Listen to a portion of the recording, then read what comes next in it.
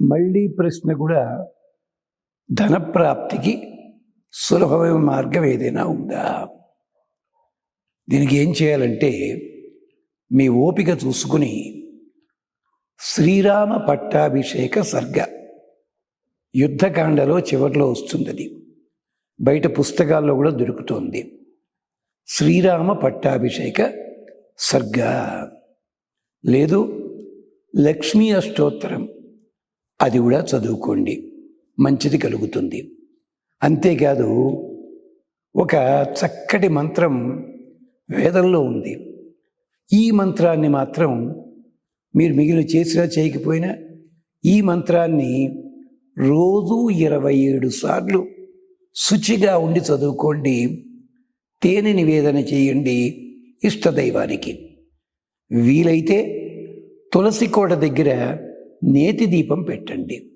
ఇది మీరు చేయాల్సిన పని. ధనం అగ్ని, ధనం వాయు, ధనం సూర్య, ధనం వసు, ధనం ఇంద్ర, బృహస్పతి, వరుణ, ధనమస్నుతే. ఓ పంచభూతములారా, దేవతలారా, మాకు ధనాన్ని కలిగించండి అంటూ ప్రార్థన. ఇది యజ్ఞంలో చదివే మంత్రం, కానీ మనం కూడా చదువుకోవచ్చు. ధనం అగ్ని, దీపాన్ని వెలిగిస్తున్నాం. ఎంతసేపు దీపం లాంఛనం అనుకుంటున్నాం, కాదు. ఈ అగ్ని దేవతలకి మనకి మధ్య నుండి అనుసంధానకర్త. అంచేత అగ్రం నయతి, మనకందరికంటే ముందు నడుస్తాడు. ధనం అగ్ని, అగ్ని ఉన్నాడు కనుకనే లోపల పొట్ట లోపల జఠరాగ్ని ఉంటుంది, తిన్న తిండి అరుగుతోంది. అగ్ని ఉంది కనుకనే నాలుక మీద ఉన్నాడు పెద్ద మనిషి, రుచి తెలుస్తోంది, మాట బాగుంటోంది. అగ్ని సూర్యుని రూపంలో కళ్ళల్లో ఉంటున్నాడు, క్షేమం కలుగుతోంది. అలాగ ధనం ఇస్తాడు ఆయన. అలాగే ధనం వాయు, మన ఇంటికి కిటికీలు వెంటిలేటర్లు ఎందుకు పెట్టుకుంటావు? గాలి ఆడడానికి. ఏమిటి గాలి ఆడితే ప్రయోజనం ఏమిటి? మంచి పరిమళ ద్రవ్యాలన్నీ ఉంటాయి, వాటి నుంచి వచ్చే వాయువు. అలాగే దుర్గంధం ఉన్నట్టయితే తొలగించులేందుకు మార్గం కూడా వాయుదేవుడే చూపిస్తాడు. ధనం వాయు, ధనం సూర్య, సూర్యుడే మనకి ఆరోగ్యం అనే ధనాన్ని ఇస్తున్నాడు.